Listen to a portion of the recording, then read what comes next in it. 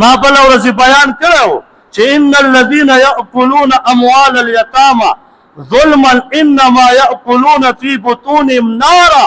الله فرمایي څوک چې د یتیم مال خوري گویا دا خیر ته تور اچي. دا درېمې خیرات چې خوري د یتیم مال دا خیر ته تور دی ور. زه نه وایم مفسرین وایي خلکو تاویل جوړ کړو چې دې نه ځمکې مراد دي چې یتیم مال ځمکه څوک لاندې کړي.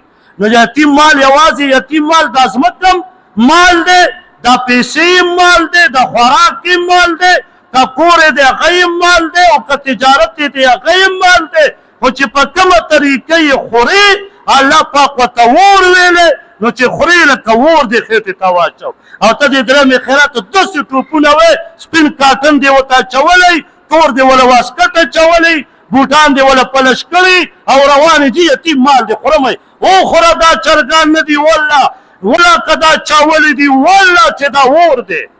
الله ورته اور ویلی ته وې چاولې و چرګان مې وخوره